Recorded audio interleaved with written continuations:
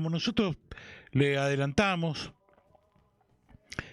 hoy queríamos tener una entrevista, una charla entre amigos, ¿no? Con Ubaldo Ahita.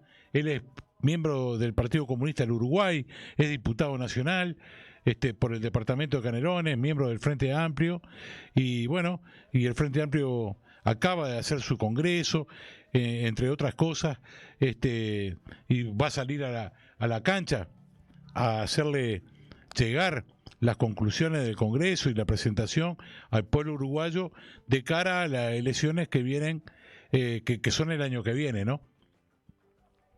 Pero bueno, en el medio de eso también nos enteramos que el Senado en la República Oriental del Uruguay le dio media sanción a establecer una base militar de los Estados Unidos de Norteamérica en el territorio oriental. Y de esto no se está discutiendo, ¿no? No tiene mucha difusión, la verdad. Más vale poca. Pero bueno, ya estamos comunicados con Ubaldo Ahita. Muy buenas tardes, Ubaldo. Muchas gracias por el contacto. Buenas tardes, Manuel. Un gusto de estar con ustedes. Bueno, de alguna manera recibiendo una triste noticia del fallecimiento del compañero que no tenemos el gusto de conocer, pero vaya, el abrazo fraterno a la familia, el resto de los compañeros y compañeras. Son noticias tristes que, bueno, llegan y hay que asumirlas. Exactamente. El compañero, te digo que fue fundador del Frente Amplio en la República Argentina, todavía en la clandestinidad, en el año 82. Bueno, lo cierto es, Manuel, que estas trayectorias a veces de nuestros compañeros, a veces no, siempre hay que resaltarlas y tener siempre esto como el sustento de nuestras tradiciones y de nuestras conformaciones, ¿no? De nuestras construcciones. Eso es vital, tener en cuenta eso para proyectarse, ¿no? En realidad, tal cual.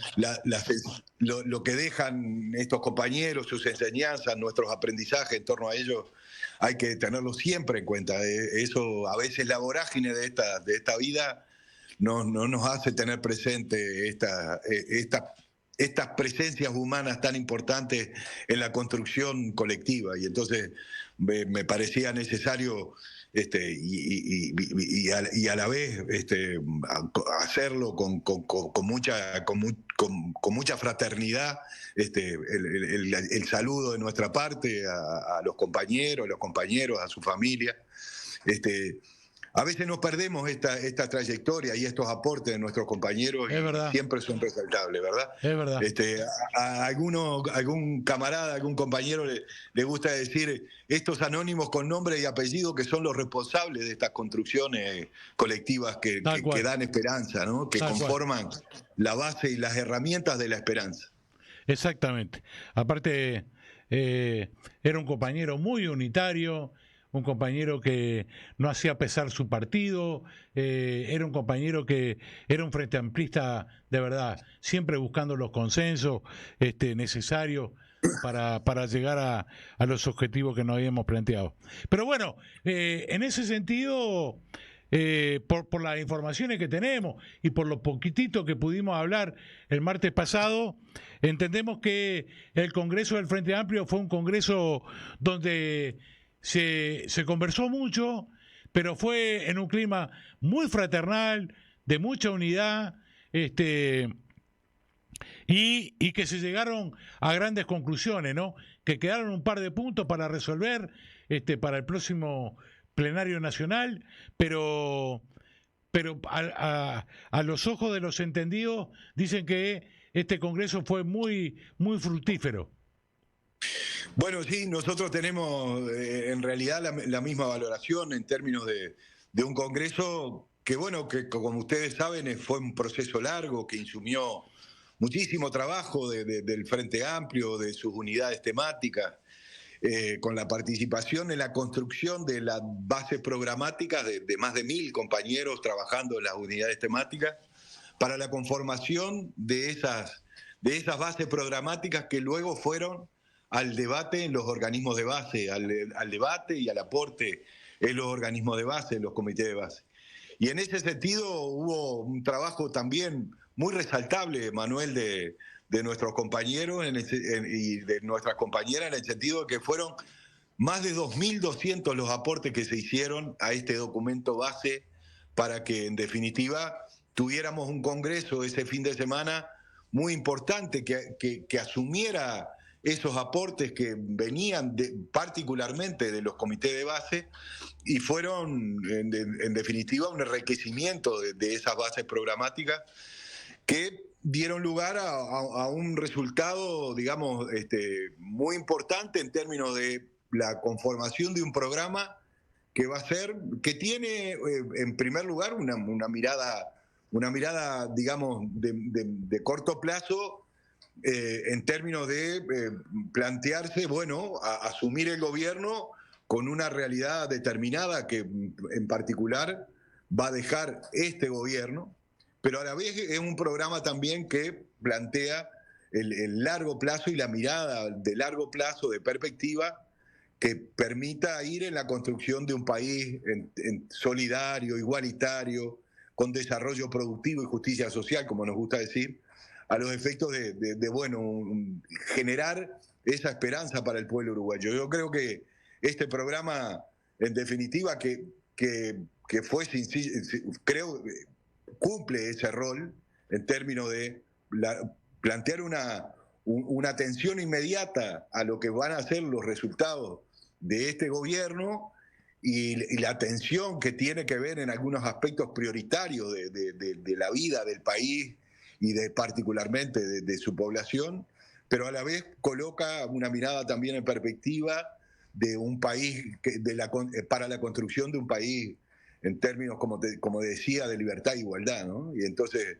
en ese sentido, juega un rol de construir esperanza, que notoriamente, bueno, el Frente Amplio es esa perspectiva.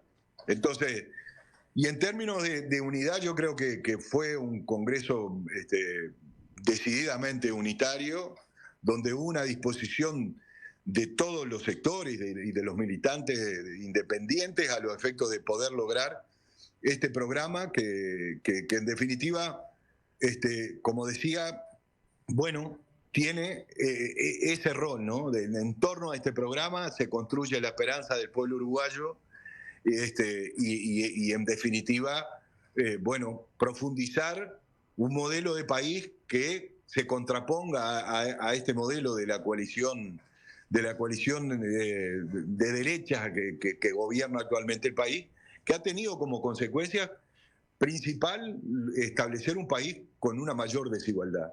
Y cuando se es más desigual, se es menos libre, y cuando se es menos libre se puede ser menos solidario, etcétera, etcétera. Así que yo creo que sí, que fue una instancia bien importante y que en definitiva nos plantea la necesidad de salir a militar por ese programa, ¿verdad? Claro. Mirá, yo escuchando un informe de dos economistas muy reconocidos en Uruguay, el Pocho Tajani y Gabriela Cultelli, hablaban del no crecimiento del Uruguay en este último periodo. Además, no solamente no crecimiento, sino en forma negativa, digamos, ¿no? Y que la gente está padeciendo fuertemente el tema de los precios de la canasta alimenticia, le está pegando fuerte en el bolsillo, ¿sí? Cuando las derechas, por ejemplo aquí en la Argentina, ponen a Uruguay como ejemplo con el tema de inflación, el tema de déficit fiscal y todo esto, ¿no? Bueno, en concreto ahí, en torno al crecimiento del país, están planteados, bueno, este año es un año prácticamente de nulo crecimiento. Exacto. Porque en definitiva, justamente estábamos leyendo ahí un último artículo ahí de la diaria que planteaba, bueno, un crecimiento prácticamente nulo para este año. Y un problema claro con el déficit fiscal. Hay que decir que este gobierno tomó como bandera la reducción del déficit fiscal y vamos en ese sentido a un déficit fiscal este año prácticamente similar al que tomado en 2019.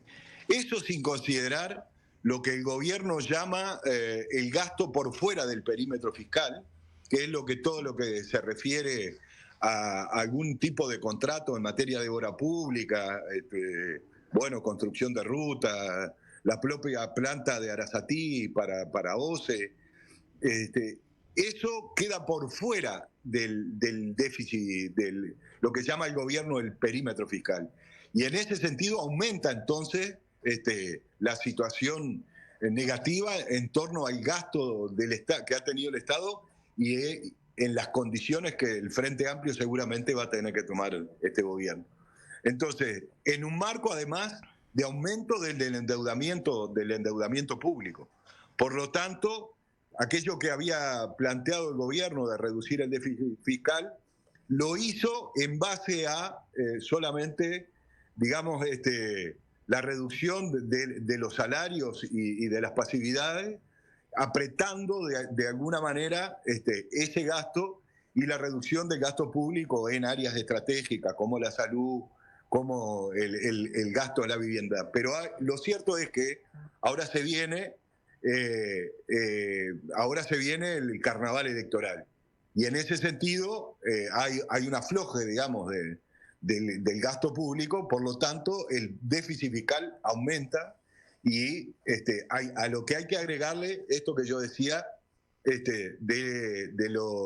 del gasto que no está considerado en el gasto público en general, sino está planteado fuera del perímetro fiscal y por lo tanto es un gasto aún mayor y es una situación que el Frente Amplio va a tener que asumir en estas condiciones. Claro, hay que decir que, bueno, ya sabemos, porque leemos la prensa uruguaya y estamos en comunicación con nuestros hermanos allá, del efecto Milei, ¿no? De que haya ganado las elecciones este hombre aquí en la República Argentina, porque, como se dice, ¿no? En la Argentina se resfría y en el Uruguay se empieza a estornudar. ¿Cuál es tu mirada con respecto a este tema, Ubaldo? Bueno, como ustedes dicen, para nosotros lo que suceda en la Argentina es absolutamente trascendente, ¿no? Es decir, la situación en torno a los departamentos fronterizos con la Argentina particularmente es bastante más dificultosa, de mayor gravedad que el resto del país, por lo que tiene que ver con digamos, la complementación o la relación tan intensa en términos no solo económicos, pero fundamentalmente económicos. Y en ese sentido hay una afectación muy importante en lo que tiene que ver con el empleo, con las fuentes de trabajo, con el comercio en los departamentos limítrofes. En ese sentido, hay de distintos actores sociales y políticos en el Uruguay, hay una situación digamos, de expectativa en torno a cómo van a afectar las medidas que el gobierno de Milei viene tomando, ¿no? Lo cierto es que hoy por hoy, ustedes saben que la temporada turística depende fundamentalmente del turismo argentino aquí en el Uruguay, y en ese sentido hay, digamos, expectativas negativas en torno a la posibilidad de tener una buena temporada turística. En el resto de las medidas que se vienen tomando, es claro que las afectaciones a la calidad de vida del pueblo argentino tienen una directa relación con nuestro país y con nuestra economía. Ahí hay una complementación y una interrelación muy potente que cualquier afectación que tenga el nivel de vida del pueblo argentino en el Uruguay se siente. Y entonces, en ese sentido, es claro que las expectativas son negativas. También en lo que tiene que ver con la integración económica en términos más generales, con el Mercosur de por medio, las expectativas no son buenas, en tanto, bueno, no hay una clara, digamos, una clara afectación a lo que pueden ser procesos de integración en el Mercosur. Totalmente. Y en ese sentido, claramente, para nosotros, cuando se habla del Mercosur hay que saber que nuestras exportaciones con valor agregado son en la región, son en el Mercosur. El resto de nuestras exportaciones de base agropecuaria, lo que exporta el Uruguay tiene otros mercados, pero lo que tiene valor agregado es fundamentalmente en el Mercosur. Brasil y Argentina son nuestros principales clientes en materia de productos con valor agregado. Y en ese sentido, una afectación al Mercosur nos implica a nosotros consecuencias negativas claras a nivel de nuestra economía, a nivel del nivel de empleo, etcétera, ¿no? Claro. Mirá, yo con la experiencia que tengo, ¿no? Que tampoco es maravillosa, yo nunca vi un gobierno tan desprestigiado como el gobierno uruguayo. Nunca vi hacer tanto desastre en tan poco tiempo, ¿no?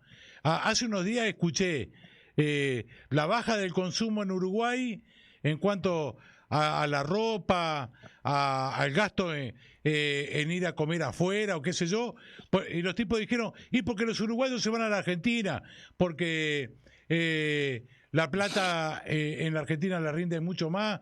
Una excusa imbécil, ¿no? Que no, que en realidad no estaba diciendo nada que fuera acorde a lo que pasa. Digo, con un senador que parecía que era el jefe de gabinete, preso por delitos sexuales contra 22 gurises, ¿no? Que está preso. El jefe de la custodia, bueno, ¿qué decir de ese señor, no? Que hacía pasaportes truchos para la mafia rusa. Bueno, en lo que tenemos que ver con el narcotráfico, con este señor Marcet, ¿no? Que todavía está libre, además, ¿no? Que todavía está libre y, bueno, ¿cuál es la respuesta que tiene el pueblo uruguayo ante tanto desprestigio y este gobierno de corrupción? Porque lo voy a decir con mis palabras y me hago cargo. Porque todos estos caminos conducen al presidente, ¿no? El presidente es el hilo conductor de todas estas cuestiones. Bueno, mira, en realidad, comienzo por lo primero que me planteaba. En realidad, en el Uruguay lo que se produjo con este gobierno fue un ajuste de tipo estructural en torno a los salarios y en consecuencia a las pensiones, al régimen jubilatorio. ¿Por qué digo esto? En el Uruguay hay 100.000 uruguayos más que ganan menos de 25.000 pesos. Entonces, ese ajuste, digamos, los salarios perdieron capacidad de compra durante todo el gobierno de la coalición de derecha. Ahora, en torno al 25, sí, bien digo, al comienzo del año 25, algunos sectores estarían recuperando el poder de compra del 2019. Pero en todo este proceso hubo una pérdida del poder adquisitivo de los salarios y de las jubilaciones que determinó que el pueblo uruguayo pudiera consumir menos, pudiera disponer de su capacidad para el consumo diario de una peor manera. Y en ese sentido no hay discusión posible porque las cifras son claras. El gobierno ha llevado adelante un modelo de país que tiene en la desigualdad su característica principal, donde algunos sectores, los sectores vinculados fundamentalmente al agronegocio, han tenido unos periodos, digamos, de ganancias formidables que han sido todas desviadas al sistema financiero en el exterior. Es decir, la participación de la masa salarial en el Producto Bruto Interno del Uruguay ha caído de manera formidable, más allá de que pueda haber algún empleo. ¿Qué quiere decir eso? Que los niveles de empleo se hayan mantenido estables. ¿Qué quiere decir eso? Que el ajuste ha sido estructural en torno al poder adquisitivo de los salarios. Y en ese sentido, es porque es por eso que la participación de la masa salarial en el Producto Bruto es cada vez menor. Entonces, aquí se ha instalado un modelo de desigualdad que concentra la riqueza, que no distribuye el ingreso y por tanto tenemos un país cada vez más desigual. Ahora, a eso este gobierno le ha agregado los elementos, digamos, de corrupción que claramente rondan al presidente de la República. Eso también lo digo con convicción, porque indudablemente el caso Marcet es paradigmático, porque allí hay una acción directa del presidente de la República en torno a generar una estrategia que en definitiva permitiera mentirle al Poder Judicial. Así claramente. El presidente de la República convoca a una reunión donde integrantes del gobierno debieran ponerse de acuerdo a los efectos de mentirle al Poder Judicial. Eso claramente vincula al presidente de la República con el caso del otorgamiento de un pasaporte a un narcotraficante duro y pesado, como ellos mismos lo definieron, y en ese sentido es claro que, digamos, el crimen organizado está en torno a la presidencia de la República. A ellos se le suman los otros casos que tú mencionabas, ¿no? Es decir, el propio jefe de la custodia del presidente de la República vinculado a un conjunto de delitos que tienen que ver con el tráfico de influencia, con el espionaje en torno a senadores de la República para poder luego extorsionarlos. Es decir, un conjunto de acciones del jefe de la custodia presidencial que también no podemos negar una vinculación directa, ¿no? del presidente de la República con quien es jefe de su custodia. Claro, el tipo jefe de la custodia, investigó también a la ex mujer del presidente. Sí, también los servicios eran para varios, ofrecía servicios de investigación para privados, claro. También seguramente para el presidente de la República, porque en ese sentido... Era un supermercado el tipo, ¿no? Era un supermercado, varios rubros manejaba, ¿no? Sí, claramente.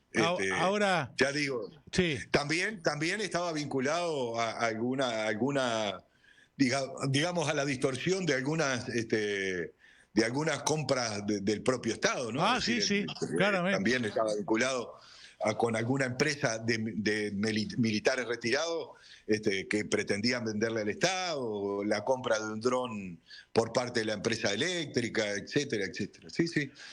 Varios servicios ofrecía el señor. Ahora, desde tu mirada, Ubaldo, y para ir terminando, ¿vos creés que el pueblo uruguayo está comprendiendo todo esto? ¿Cuál es la mirada que el común denominador del uruguayo, la uruguaya, tiene sobre este gobierno, ¿no? Porque nosotros lo venimos diciendo acá largamente, ¿no? Cuando ganó la calle Pou, nosotros lo dijimos, el cuarto ataque que tenemos de la familia Lacalle al pueblo oriental, porque todos estos han sido enemigos del pueblo uruguayo, ¿sí? Nunca han jugado a favor del pueblo y sus demandas. Pero bueno, esta es una mirada particular. Ganó las elecciones, y como tal asumió la presidencia. Ahora, ya le queda prácticamente el último año de gobierno. Uh-huh. ¿Cuál es la mirada que vos ves que está teniendo el pueblo uruguayo? Yo creo que estoy convencido que el pueblo uruguayo viene asumiendo estas situaciones con una mirada negativa en torno al gobierno. Y en ese sentido, la expectativa es que el Frente Amplio vuelva a asumir el gobierno en el 2025, porque más allá de que, el triunfo se milita y claramente, ¿no? Es decir, pero en definitiva el pueblo uruguayo viene asumiendo que estos elementos tanto en lo que tiene que ver con las consecuencias de un modelo de país que en definitiva lo que hace es afectar las condiciones de vida de la inmensa mayoría de los uruguayos y de las uruguayas, y como estos elementos de corrupción están teniendo incidencia en la conformación de la opinión pública. Incluso algunas encuestas últimas vienen registrando la caída de la popularidad del propio presidente, y entonces en ese sentido para nosotros se abre un panorama de esperanza, de posibilidades de volver a asumir el gobierno por parte del Frente Amplio, porque el pueblo uruguayo y como los pueblos en el mundo tienen sus... no hay nada más sin apuro que un pueblo haciendo la historia, decía el flaco Citarrosa. Sí, señor. Pero en definitiva, el pueblo uruguayo construye su historia con avances y retrocesos, pero creo que hoy hemos asumido que este es un gobierno absolutamente antipopular, que ha generado un gobierno en favor de los sectores dominantes del país, y en ese sentido insisto que el pueblo uruguayo lo asume, y la esperanza de volver al gobierno está intacta para nosotros. Bueno, Ubaldo, muchísimas gracias por el contacto. Ha sido muy esclarecedor haberte escuchado.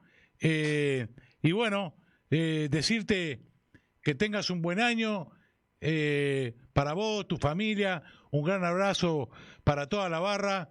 Y bueno, el año que viene te vamos a seguir embromando para salir al aire. Manuel, ha sido en realidad un gusto para mí todo este año poder tener contacto con ustedes, y en realidad les deseo a ustedes en particular, pero al pueblo argentino lo mejor, y decir que la lucha rinde, la lucha paga, y en ese sentido sé de las características del pueblo argentino y sé que va a salir adelante. Para mí ha sido en realidad un honor que me hayan tenido en cuenta en diversas circunstancias, y quiero mandarles un fraternal abrazo a todos los que hacen el programa y a felicitarlos por el esfuerzo. Y bueno, reitero mi abrazo fraterno al pueblo argentino, y sé de su capacidad de lucha y de salir de las malas circunstancias. Un abrazo a todos ustedes. Abrazo enorme. Muchas gracias. Chau, chau. A ustedes.